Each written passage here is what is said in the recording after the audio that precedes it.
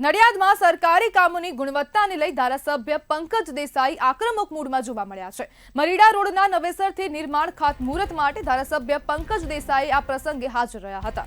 કાર્યક્રમ દરમિયાન તેમણે ખેડા જિલ્લા પંચાયતના આર&બી સેક્શન ઓફિસરને સ્ટેજ પર બોલાવી તેમના કામની જવાબદારી સમજાવી। ધારાસભ્ય પંકજ દેસાઈએ કહ્યું કે જો હવે આ રોડ તૂટ્યો તો તમારે સસ્પેન્ડ થવું જ પડશે। આ પહેલા અનેકવાર રોડ તૂટી ચૂક્યો છે ને જે બાદ ફરી નવેસરથી નિર્માણ કાર્ય શરૂ થશે।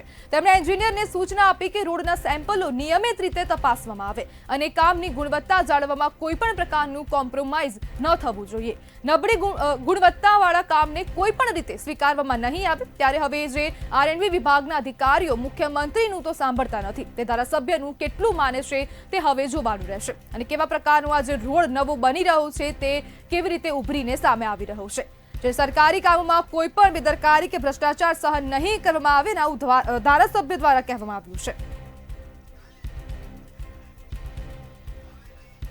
ધારાસભ્યનો આક્રમક અંદાજ જાહેર સભામાં દેખાયો છે અને તેમણે સ્પષ્ટપણે કહ્યું છે કે કોઈ પણ પ્રકારનો ભ્રષ્ટાચાર હવે સહન નહીં કરવામાં આવે।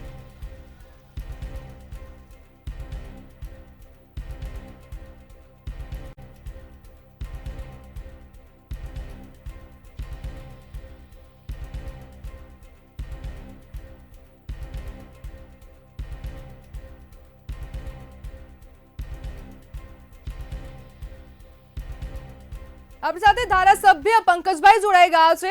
પંકજભાઈ, તમને કયો રોડ પેટમાં દુખે છે?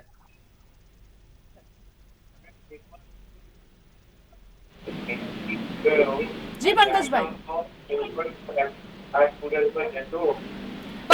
આપને કયો જે રોડ છે તે પેટમાં દુખે છે? કોઈ રોડ પેટમાં દુખતો નથી, ત્યારે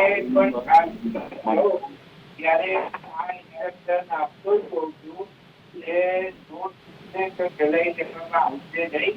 કોન્ટ્રાક્ટરને પણ કહેતો હોઉં છું કે ચેકલિસ્ટ કરવામાં આવશે અને ટેકનિકલી જો એન્જિનિયર એ રોડની તપાસ કરે અને એનું મટીરિયલ યોગ્ય છે કે નહીં એ ચકાસણી કરે અને ત્યાર પછી જ રોડ બનાવે।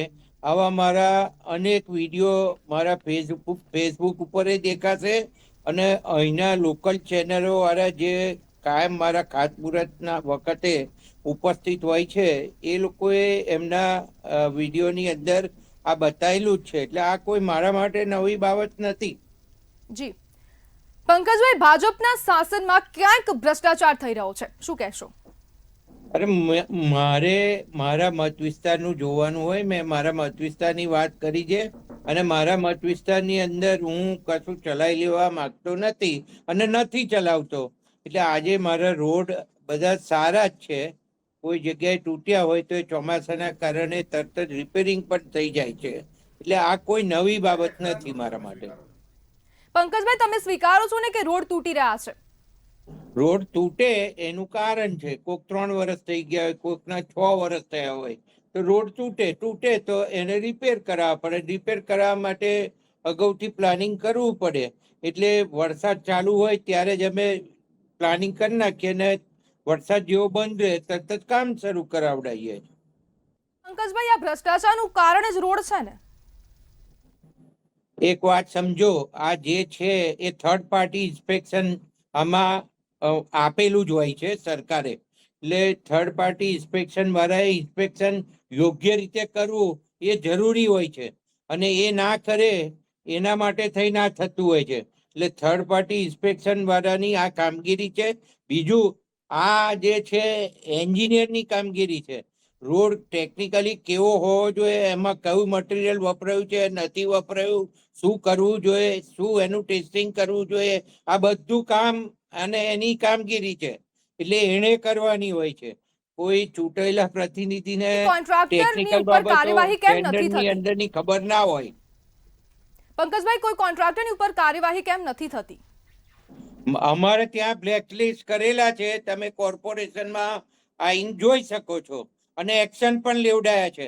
અને જેને રોડ તૂટ્યા એને ફરીવાર કરવાનું કહ્યું ને એ ફરીવાર રોડ થયા છે અને ના થયા હોય તો અમે એને બ્લેકલિસ્ટ કર્યા છે।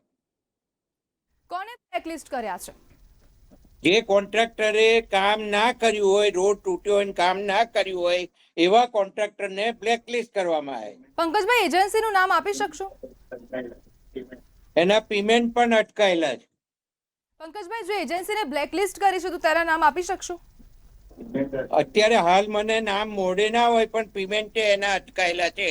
અને એનું અત્યારે જો અહીં કહું તો મને યાદ હોય ત્યાં સુધી ગોસ્વામી કરીને કોન્ટ્રાક્ટર છે, એનું પેમેન્ટ અટકાયેલું છે. જી બિલકુલ પંકજભાઈ, જોડાવા બદલ આપનો આભાર.